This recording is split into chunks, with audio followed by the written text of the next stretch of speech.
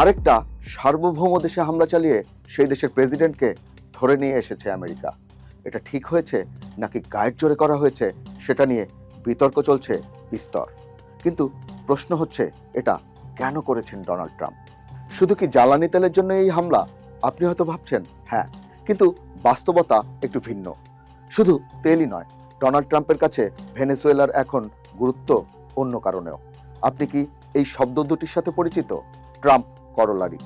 পরিচিত নাও হতে পারেন, কারণ ট্রাম্প করোলারি শব্দ দুটি স্থান পেয়েছে সদ্য প্রকাশিত আমেরিকার জাতীয় নিরাপত্তা কৌশল বিষয়ক এক নথিতে।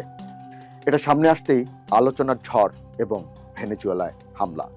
কিন্তু এই ট্রাম্প করোলারি আসলে কি? ল্যাটিন আমেরিকাকে নিয়ে কি করতে চাচ্ছেন ট্রাম্প? ভেনেজুয়েলায় হামলা কোন স্বার্থে এবং এর ফলে বিশ্বের ভূরাজনীতি কিভাবে বদলে যেতে পারে? চলুন জেনে আসি। সঙ্গে আছি আমি আহারার হোসেন।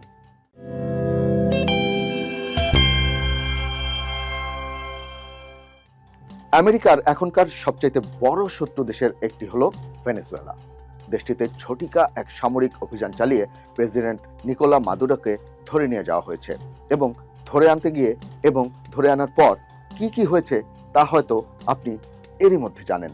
যদি না জেনে থাকেন তাহলে দেখে নিতে পারেন আমাদের এই ভিডিওগুলি।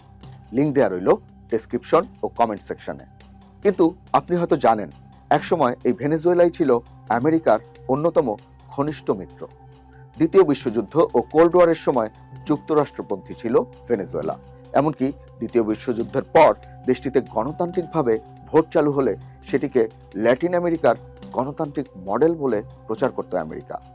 তখনকার ঘনিষ্ঠতার অন্যতম কারণ ছিল একটাই, তেল। ভেনেজুয়েলা ল্যাটিন আমেরিকার সবচেয়ে বড় তেল উৎপাদনকারী দেশ। দেশটিতে বিশ্বের সবচেয়ে বেশি তেলের মজুত রয়েছে বলেও মনে করা হয়। আরও রয়েছে বিপুল পরিমাণ কয়লা, লৌহ আকরিক, বক্সাইট এবং সোনার মতো মূল্যবান খনিজ সম্পদের মজুত। একসময় ভেনেজুয়েলা ছিল বিশ্বের শীর্ষ তেল রপ্তানিকারক দেশগুলোর একটি। এক্সন, শেভরনের মতো আমেরিকান কোম্পানিগুলো সেখানে বিপুল পরিমাণ বিনিয়োগ করেছিল। কিন্তু সময়ের সঙ্গে সঙ্গে বদলে যেতে থাকে দৃশ্যপট। একসময়ের পরীক্ষিত সেই বন্ধু এখন ভীষণ মাত্রায় শত্রু। পৌনে এক শতাব্দী ধরে মূলত তিনটি ধাপে বিবর্তিত হয়েছে আমেরিকা ভেনেজুয়েলার সম্পর্ক। প্রথমে বন্ধুত্ব, এরপর দূরত্ব এবং সবশেষে শত্রুতা। প্রথম দূরত্ব তৈরি হয় 1999 সাল থেকে। ভেনেজুয়েলার ইতিহাসের গুরুত্বপূর্ণ পাক বদলের মধ্যে এই ঘটনা ছিল অন্যতম। আমেরিকার সঙ্গে বিচ্ছেদ পাকাপাকি হয় তাদের। বৈশ্বিক রাজনীতির ভিন্ন কক্ষপথে যাত্রা শুরু করে ভেনেজুয়েলা। এই ব্যক্তির নাম উগো চাভেজ। ভোটে জিতে ক্ষমতায় আসেন 1999 সালে। তখন প্রতিষ্ঠিত রাজনৈতিক দলগুলোর প্রতি ব্যাপক জন অসন্তোষ দেখা গিয়েছিল, আর এটিকেই পুঁজি করে প্রেসিডেন্ট নির্বাচিত হন উগো চাভেজ। এরপর তিনি এমন সব উদ্যোগ নেন যেগুলোকে ডাকা হতে থাকে বলিভারিয়ান বিপ্লব নামে। কি এই বলিভারিয়ান বিপ্লব? এই ব্যক্তির নাম সিমন বলিভার, একজন সামরিক অফিসার, ল্যাটিন আমেরিকার স্বাধীনতা আন্দোলনের মহান নেতা। বলিভারের আদর্শ দ্বারা ভীষণভাবে প্রভাবিত ছিলেন উগো চাভেজ। ক্ষমতায় এসেই তিনি রাজনৈতিক, সামাজিক আন্দোলন ও রাষ্ট্রীয় রূপান্তর প্রক্রিয়া শুরু করেন। চাভেজের লক্ষ্য ছিল সমাজতান্ত্রিক রাষ্ট্র গঠন, বৈষম্য কমানো এবং যুক্তরাষ্ট্রের প্রভাব থেকে ভেনেজুয়েলাকে মুক্ত রাখা। চাভেজের ক্ষমতার ভিত্তি ছিল তেলের উচ্চ মূল্য। সমাজতান্ত্রিক ও জনবাদী আর্থসামাজিক নীতি গ্রহণ করেন এবং কঠোরভাবে অবস্থান নেন আমেরিকার বিরুদ্ধে। ভেনেজুয়েলা বড় একটি দেশ, প্রায় 60টি বাংলাদেশের সমান, কিন্তু মানুষ মোটে 3 কোটি। দেশটিতে ছিল বড় বড় জমিদারি। 2005 সালে জমিদারি উচ্ছেদের প্রচেষ্টা চালান উগো চাভেজ। লক্ষ্য ছিল গ্রামীণ দরিদ্রদের উপকার করা, কিন্তু সেই চেষ্টা ব্যাকফায়ার করে। খামার মালিকরা এটিকে ব্যক্তিগত সম্পত্তির ওপর আক্রমণ বলে চিহ্নিত করেন। উগো চাভেজ সরাসরি ঘোষণা দেন, আমরা আর আমেরিকার নিয়ন্ত্রণে থাকব না। 2002 সালে তাকে ক্ষমতাচ্যুত করতে একটি ব্যর্থ অভ্যুত্থান হয়, যেখানে আমেরিকার নীরব সমর্থন ছিল বলে একটি ধারণা রয়েছে। 2006 সাল, নিউ ইয়র্কে জাতিসংঘের সাধারণ অধিবেশন চলছে। বক্তব্য দিচ্ছেন প্রেসিডেন্ট উগো চাভেজ। হঠাৎ তিনি বলে বসলেন, জর্জ ডব্লিউ বুশ হচ্ছেন দ্য ডেভিল, অর্থাৎ আস্ত একটা শয়তান। Yesterday, the devil came here. The President of the United States. 2006 সালে উগো চাভেজ রাশিয়ার সঙ্গে $3 বিলিয়ন অস্ত্র চুক্তি স্বাক্ষর করেন। এর মধ্যে দিয়ে দেশটি মার্কিন অস্ত্রের ওপর থেকে নির্ভরতা কমিয়ে আনে। একই বছর চাভেজ তৃতীয়বারের মতো প্রেসিডেন্ট নির্বাচিত হন। এবার তিনি রাশিয়া, চীন, ইরানকে নিয়ে নিজস্ব বলয় গড়ে তোলেন। 1999 সালে ক্ষমতায় এসেই ভেনেজুয়েলার প্রধান সম্পদ তেলের উপর পূর্ণ নিয়ন্ত্রণের লক্ষ্যে কাজ শুরু করেন চাভেজ। রাষ্ট্রীয় তেল কোম্পানি পিডিভিএসএতে আমূল পরিবর্তন আনেন। তিনি কোম্পানির স্বায়ত্তশাসন খর্ব করে সরাসরি সরকারের অধীনে নিয়ে আসেন। এই একটি ঘটনাই বদলে দেয় আমেরিকা ভেনেজুয়েলা সম্পর্ক। তেল কোম্পানির ওপর সরকারি নিয়ন্ত্রণ। কেন সম্পর্ক বদলে দিয়েছিল? কারণ ভেনেজুয়েলার তেলের উপর নিয়ন্ত্রণ ছিল আমেরিকার। চাভেজের সিদ্ধান্তে ব্যাপকভাবে ক্ষতিগ্রস্ত হয় মার্কিন তেল কোম্পানিগুলো।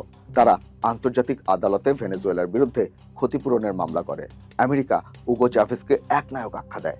আঞ্চলিক স্থিতিশীলতার জন্য হুমকি হিসেবে তাকে দেখতে শুরু করে আমেরিকান প্রশাসন। ল্যাটিন আমেরিকার দেশ ভেনেজুয়েলার এক পাশে আটলান্টিক মহাসাগর, অন্য পাশে ক্যারিবিয়ান সাগর, পূর্বে গায়ানা, দক্ষিণে ব্রাজিল এবং দক্ষিণ পশ্চিমে কলম্বিয়া। জটিল এক ভৌগোলিক অবস্থান ভেনেজুয়েলার। সেখান থেকে খুব সহজেই আমেরিকা, ইউরোপ, ক্যারিবিয়ান দ্বীপপুঞ্জ এবং দক্ষিণ আমেরিকার অন্যান্য দেশের সাথে দ্রুত বাণিজ্য ও পণ্য পরিবহন করা যায়। যুক্তরাষ্ট্রের উত্তর পূর্ব উপকূল থেকে বিমানে ভেনেজুয়েলা যেতে লাগে মাত্র 3.5 ঘন্টা। প্রফেসর জেনিফার ম্যাককয়, তিনি জর্জিয়া স্টেট ইউনিভার্সিটির একজন অধ্যাপক, ল্যাটিন আমেরিকার ভূরাজনীতি বিশেষজ্ঞ। প্রফেসর ম্যাককয় বলছেন, যে দেশ ক্যারিবিয়ান সাগরের প্রবেশদ্বার ধরে রাখে তাকে উপেক্ষা করা যায় না। ভেনেজুয়েলা হলো সেই প্রবেশদ্বার।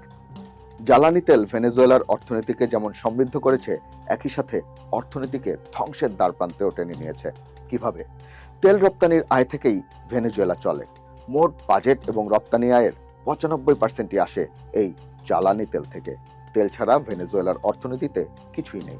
1914 সাল জুমাকে ওয়ান নামের তেলকূপ খননের মাধ্যমে ভেনেজুয়েলায় শুরু হয়েছিল বাণিজ্যিক তেল উৎপাদন।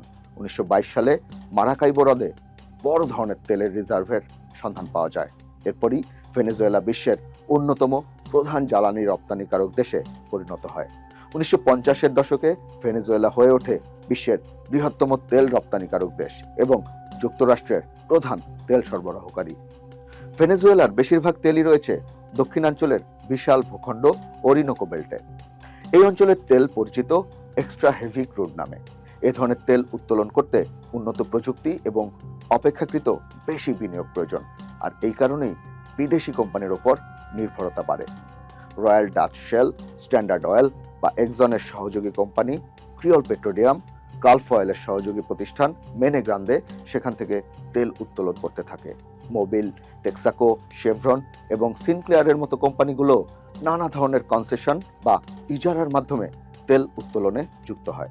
তখন ভেনেজুয়েলার সরকার তেল ব্যবসার সঙ্গে সরাসরি যুক্ত ছিল না। বিদেশি কোম্পানিগুলোকে নির্দিষ্ট মেয়াদে জমি ইজারা বা কনসেশন দিয়ে তাদের থেকে ট্যাক্স ও রয়্যালটি আদায় করত।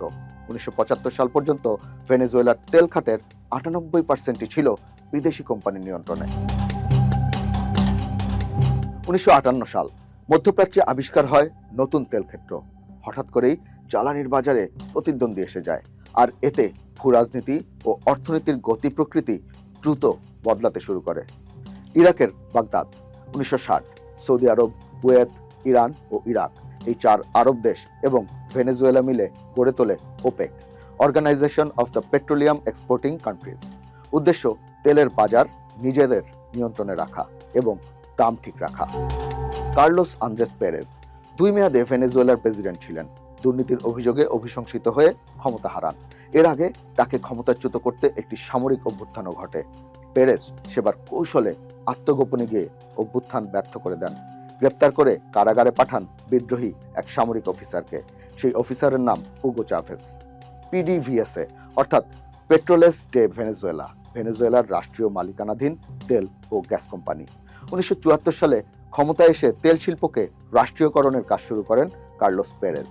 বিদেশি কোম্পানিগুলোকে জাতীয়করণ করে পিডিভিএস এর অধীনে নিয়ে আসেন, কিন্তু এরপরও বিদেশি কোম্পানিগুলোর আধিপত্য থেকেই যায়।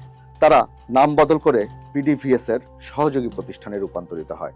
স্ট্যান্ডার্ড অয়েল হয়ে যায় লাগোভেন, শেলও নাম পাল্টে ফেলে। পিডিভিএসএ হয়ে ওঠে বিশ্বের 5ম বৃহত্তম তেল কোম্পানি, সর্বোচ্চ আয়ের রাষ্ট্রীয় প্রতিষ্ঠান। তবে এখন পিডিভিএসএ তার জৌলুস হারিয়ে বন্ধ হয়ে যাওয়ার দ্বারপ্রান্তে। 2013 সালে ভেনেজুয়েলাতে প্রতিদিন তেল উৎপাদন হতো 30 লাখ ব্যারেল। 2025 সালে এই উৎপাদন কমে দাঁড়িয়েছে 7 থেকে 8 লাখ ব্যারেলে। এই ব্যক্তিকে তো চেনেনি, নিকোলা মাদুরো। দুনিয়া জুড়ে তাকে নিয়ে কথা হচ্ছে এখন। প্রেসিডেন্ট থাকা অবস্থায় যাকে ভেনেজুয়েলা থেকে তুলে নিয়ে আসে আমেরিকার ডেল্টা ফোর্স। মাদুরো একসময় ছিলেন বাস চালক এবং শ্রমিক নেতা। চাভেজের সময় প্রথম পররাষ্ট্রমন্ত্রী এবং পরে ভাইস প্রেসিডেন্ট হন। 2013 সালে মারা যান Hugo Chavez. Vice president Maduro অন্তর্বর্তী প্রেসিডেন্ট হয়ে ক্ষমতায় আসেন। এরপর টানা ক্ষমতায় ছিলেন এবং নির্বাচনগুলো ছিল প্রশ্নবিদ্ধ এবং বিতর্কিত। 2017 সাল ডোনাল্ড ট্রাম্প আমেরিকার প্রেসিডেন্ট হয়েছেন। ক্ষমতায় বসেই তিনি ভেনেজুয়েলার উপর ম্যাক্সিমাম প্রেসার বা সর্বোচ্চ চাপ প্রয়োগের নীতি গ্রহণ করেন। 2019 সালে বিরোধী দলীয় নেতা হুয়ান গুয়াইদোকে অন্তর্বর্তী প্রেসিডেন্ট হিসেবে স্বীকৃতি দেন ট্রাম্প। এর মধ্য দিয়েই মাদুরোর সাথে কূটনৈতিক সম্পর্ক ছিন্ন করে ওয়াশিংটন।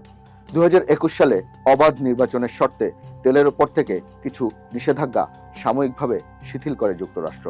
তবে 2024 সালের নির্বাচনে কারচুপির অভিযোগে ফের সেই নিষেধাজ্ঞা আরোপ করা হয়।